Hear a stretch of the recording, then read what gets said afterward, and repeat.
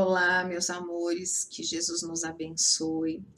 Espero que todos vocês estejam bem nos seus lares, que a presença do Senhor esteja convosco e que todos se sintam em paz, né? Aquela paz que o Cristo nos dá.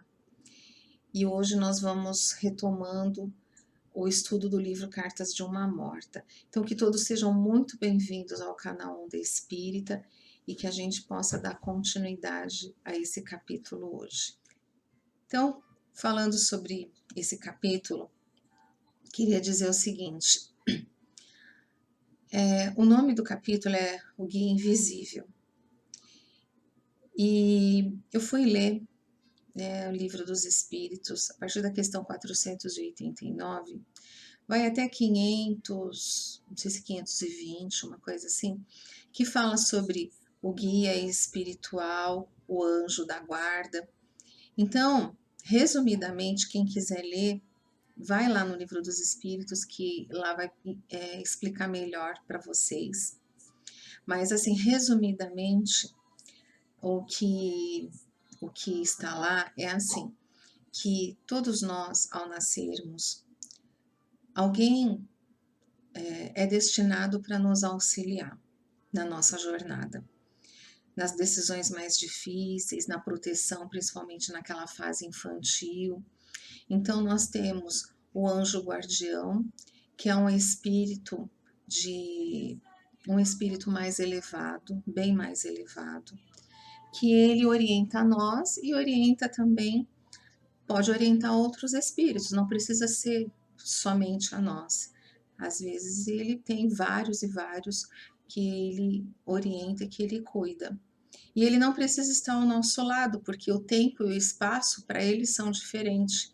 Então, eles podem estar muito longe, mas conseguir dar essa assistência que aquela pessoa, aquele tutelado dele necessita. E nós temos também aquele guia protetor, que seria aquele que está mais próximo de nós, que já não tem aquela elevação moral e espiritual, ele está mais próximo de nós nisso também, mas ele é mais elevado que nós. Então, ele está ali para poder nos auxiliar naqueles momentos de decisão, momentos de dificuldade, momentos de tristeza, de sofrimento, né? E quanto mais a gente se achega a esse anjo da guarda, a esse espírito protetor, a gente pode receber mais orientações. Inclusive lá tem um comentário dizendo que se nós tivéssemos mais essa noção,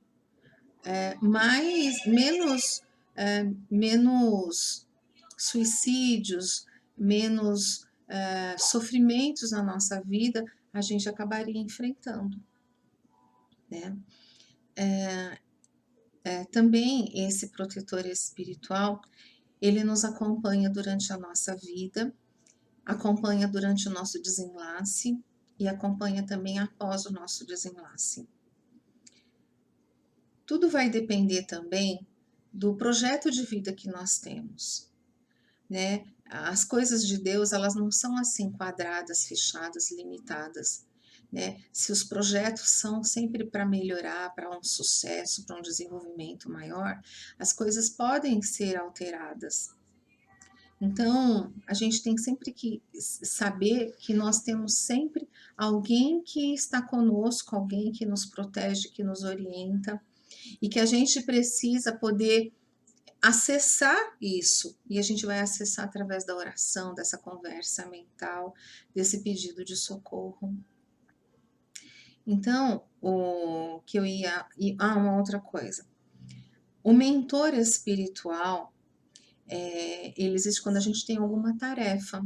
Então, por exemplo, assim, se eu tenho uma tarefa de palestras, de passes na área espiritual, de divulgação, então eu tenho um mentor que dirige esse trabalho comigo, que vai me orientar nesses trabalhos espirituais, trabalho religioso, né? Às vezes você é responsável por uma casa, você é espírita, você é responsável por um trabalho de sopa, um trabalho de entrega de mantimentos na rua, um trabalho de assistência social. Então, aí você tem um mentor que vai te direcionar nesses trabalhos, na condução desses trabalhos. Aquele que às vezes vai trazer a comunicação mediúnica, né? Então, e a gente ouve falar em mentor através dos livros do Chico, né? Em André Luiz, na coleção dos livros do André Luiz, a gente ouve várias vezes falando sobre mentor espiritual. Então, resumidamente falando sobre isso, a gente pode entrar no capítulo. E o capítulo, ele se inicia com, voltando um pouquinho para o anterior, quando a Maria, ela sente estranheza em sentir o corpo dela, ela sente como se ela estivesse na vida física, ela sente o pulmão, o ar, ela sente a respiração, o coração, o pulsar, e ela fala assim, mas como pode? Então aquilo causa uma estranheza nela, como eu posso estar sentindo tudo isso sabendo que meu corpo está enterrado? E essa estranheza chega a um tal ponto que causa um desconforto nela, que ela se entrega nas orações pedindo ajuda a Deus. E aí esse amigo espiritual, né, conversa com ela mentalmente. Então, a Maria, ela não tem condição de vê-lo. E ele fala isso, nesse momento você não tem condição de me ver, mas a gente pode conversar mentalmente. Eu sou aquele que te orientou nos teus passos, te acompanhei nas tuas decisões, na tua vida, naqueles momentos difíceis, caminhei com você. Às vezes eu fui a voz que tocava a tua consciência, que falava. Te acompanhei no seu desencarne, no seu sofrimento, te acompanhei na tua andança pós-passagem. Ele falou assim, e te acompanho ainda, te oriento ainda. Eu estou aqui com você. Olha que bênção saber que a gente tem alguém, né? Mesmo que a gente não via, não sentia, mas saber que existe alguém ali com a gente. A gente lembra no livro de André Luiz, No Nosso Lar, que foi assim uma bênção ter recebido essa coleção, porque nos mostra tantos detalhes da vida espiritual que a gente não sabia, e mostra de alguém como a gente, falando com a nossa linguagem. E a gente percebe que André Luiz, ele não sentia nem ouvia o mentor dele, né? Ele foi numa condição de suicídio indireto, e ele não ouvia, mas depois de bastante tempo, quando lá na frente a mãe dele fala, olha, eu sempre estive com você sempre teve auxílio, é que você não percebia porque você não estava em condições, você ainda estava muito preso ao teu sofrimento, às tuas lembranças da terra. Então, por isso você não me ouvia. Então, é maravilhoso saber que existe a misericórdia de Deus e a gente se esquece disso todos os instantes. Às vezes a gente cai, a gente se entristece, a gente deixa pensamentos ruins povoarem a nossa mente. A gente cai e às vezes é difícil levantar, né? Às vezes o amigo espiritual fala conosco através de um outro amigo encarnado. Quando traz uma palavra de conforto para a gente, às vezes a gente não percebe que é Deus falando através daquela pessoa, que é o amigo espiritual nos alertando através daquela pessoa, trazendo aquela orientação, aquele conselho, aquela palavra de paz que a gente precisa. Mas a misericórdia de Deus, ela existe, está ali presente, né? Então, Deus fala através desse amigo, Deus fala através dessa pessoa, desse amigo encarnado para nós. Às vezes é um pai, é um tio, né? Às vezes é uma pessoa na rua que nos traz alguma coisa e ele é instrumento de Deus naquela hora que nós estamos necessitados. Esse amigo espiritual, ele também fala uma coisa assim para Maria. Ele fala para ela, ele começa falando para ela que ao passo quando ela desencarnou, que ela fechou os olhos dela, o lar também se fechou. Mas quando ele fala isso, que a gente não leve ao pé da letra a forma como ele está falando, mas que a gente possa interpretar da seguinte forma, interpretar assim, você acabou de chegar aqui, você precisa se estruturar, se fortalecer, se esclarecer, para que você possa auxiliar, para que você possa trabalhar, né? Uma pessoa doente não tem condição de guiar e orientar outras pessoas doentes. né? Da mesma forma que às vezes a gente ouve aquela frase, um cego não tem condição de encaminhar outro cego. Então a gente precisa aprender, a gente precisa se fortalecer em bases mais sólidas para que a gente possa ter serventia, utilidade, que a gente não seja instrumento para atrapalhar a vida de ninguém. A gente, mais uma vez, a gente pode voltar em André Luiz. Quem leu a obra sabe que a gente lê o livro inteirinho e André Luiz sempre querendo visitar a família dele. E os amigos do Plano Maior sempre dizendo assim, calma, calma, ainda não é o momento. Porque ele ainda não tinha estrutura emocional para enfrentar as coisas que ele iria enfrentar quando visse o lar dele. Ele já estava afastado em torno de 9 anos, 9, 10 anos do lar dele. Então, muitas coisas já haviam acontecido. Então, os amigos sabiam, olha, precisa ter uma estrutura, precisa ter uma força emocional. E André Luiz vai se sustentando até que ele tem a oportunidade de visitar o lar dele. E aí é que ele vai entender o porquê que muitos retornavam para os lares e entravam em novo desequilíbrio, em outro processo que os amigos teriam que recolher, teriam que amparar, muitos retornavam para umbral, retornavam para faixas difíceis.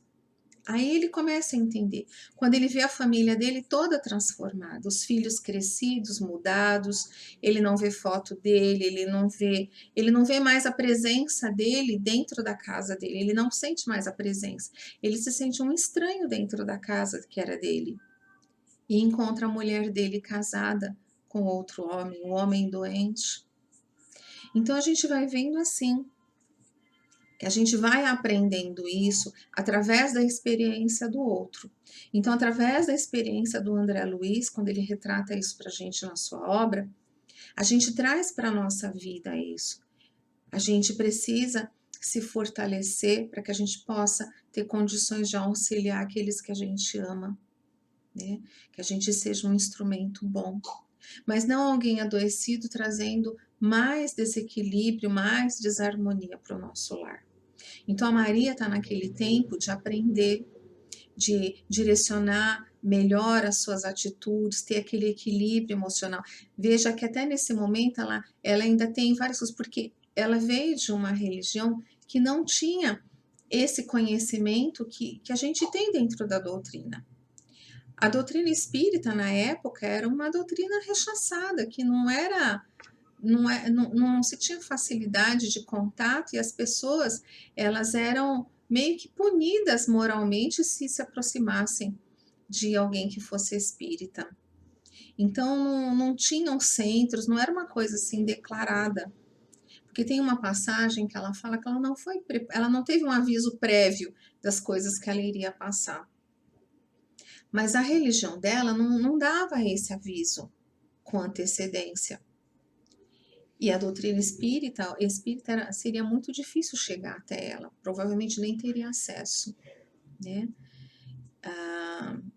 Haja vista que a casa que nós frequentamos, o profeta Zacarias, que foi um centro espírita que foi fundado por pessoas afrodescendentes. Eu me lembro que uma amiga que era criança na época, ela falava que a família dela dizia, não passa naquela calçada. E isso deve ter o quê? Uns 50, 60 anos. Então imagine na época que a mãe do Chico desencarnou.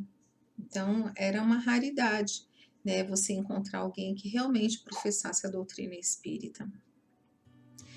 Mas ele está ali elucidando ela nesse instante, tipo, dá um tempo, tenha calma, as coisas vão se acalmar. Né? Nesse momento, deixa Deus cuidar da tua família, ninguém está abandonado, ninguém está largado, deixa Deus cuidar deles. Nesse momento você precisa cuidar de você. É mais ou menos isso que ele diz nessa frase para ela. E aí ele diz assim que o fato dela entrar em oração, em prece, isso faz fortalecer esse vínculo com o Senhor. E isso traz para ela o ressignificado desse poder divino e essa aproximação com o Senhor. Em seguida, o nosso mentor, o mentor de Maria, né, realça a vantagem daquela postura dela de prece em relação a Deus. Ele fala que os pensamentos concentrados na direção do Pai organizam as faculdades espirituais, convergindo as suas possibilidades para a maior potência de raciocínio e do sentimento, atributos que são sublimes da existência da alma. Então veja como ele realça essa questão da oração na direção de Deus. E é uma coisa que a gente não se dá conta. Quando nós fazemos isso de forma verdadeira, nós realçamos, ele está falando isso para nós realçamos as nossas possibilidades, ou as nossas capacidades de raciocínio e de sentimento. É como se a gente se despojasse das preocupações pequenas, do mundo passageiro que a gente vive, e aí a gente concentrasse todos os nossos potenciais na direção do alto. Então isso aumenta, realça, potencializa.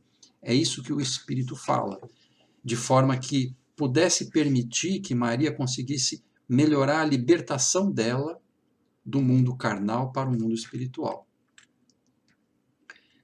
E aí, na sequência, né, o Espírito orienta um pouco mais Maria, esse mentor amigo, dizendo que o corpo dela infunde estranheza na compreensão mental que ela tinha sobre isso naquele momento, né?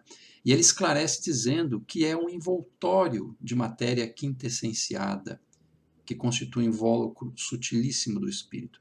Na verdade, no capítulo passado, a Glenda já explicou essa questão, né? Ele está falando sobre o perispírito, porque aquilo tudo, a Maria não consegue lidar muito bem, não consegue entender muito bem a questão dela estar ali viva, olhando para si mesma, inteira, respirando, e, no entanto, o corpo dela foi relegado à terra, morreu, né? Acabou.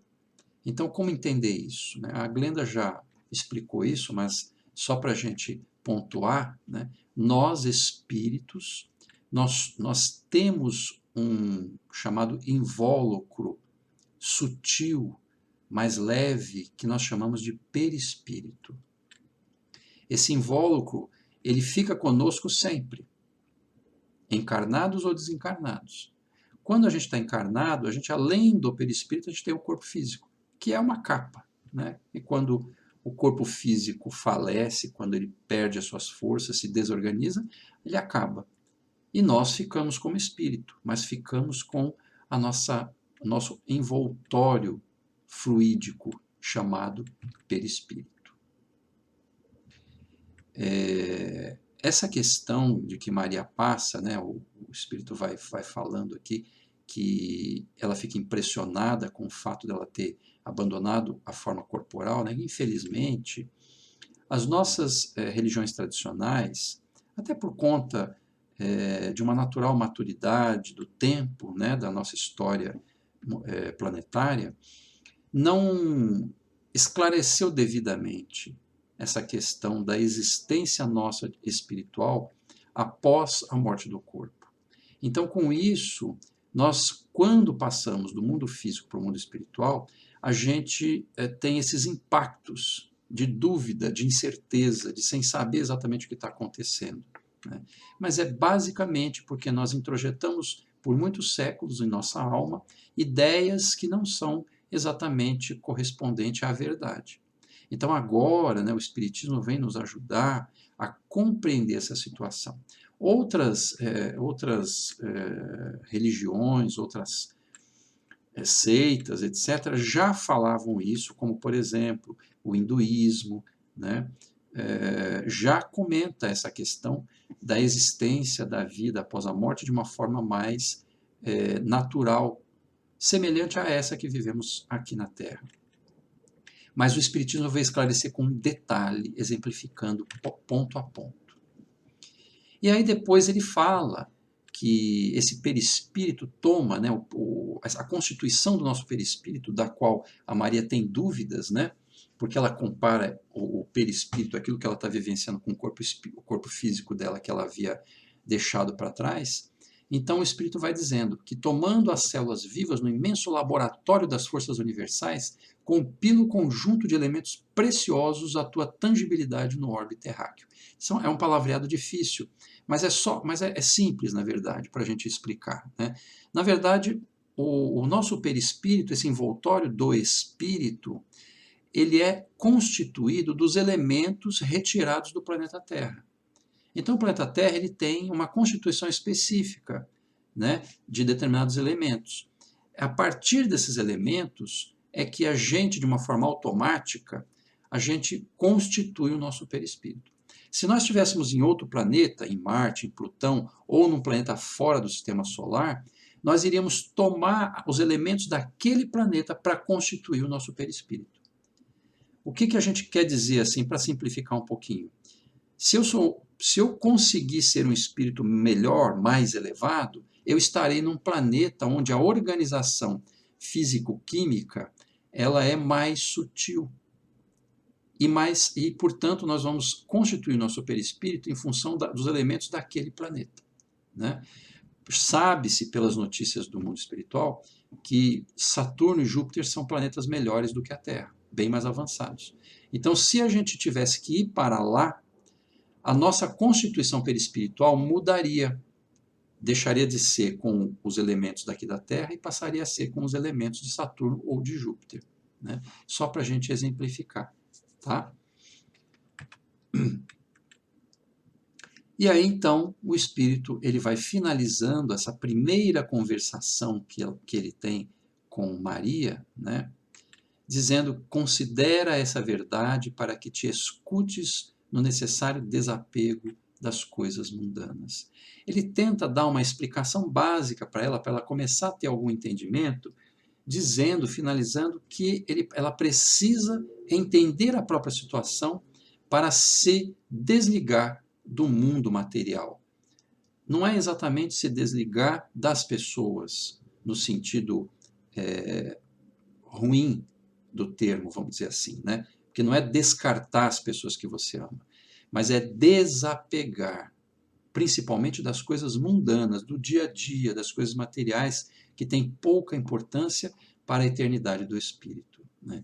Então, à medida que você consegue se desapegar disso, você se liberta e você consegue tomar posse das suas condições espirituais. Porque nós somos espíritos que já vivenciamos uma infinidade de encarnações. Nós temos muito conhecimento, na verdade, no arcabouço do nosso espírito. Só que a gente esquece de tudo isso porque a gente foca excessivamente nesse mundo material, que é passageiro, que com o tempo tudo se destrói. Então ele fala, se desapega disso. Se desapega disso e toma para si as forças, a tua energia, as tuas capacidades espirituais. É mais ou menos isso que o nosso amigo mentor começa a conversar e a orientar a nossa irmã Maria João de Deus. Então a gente agradece por essa oportunidade de estar com vocês mais uma vez, né? Esse foi o capítulo 19 que nós estudamos do livro Cartas de uma Morta e continuaremos com os novos capítulos todas as terças e sextas. Agradeço muito a presença de vocês, fiquem conosco e muito obrigado. Fiquem com Deus.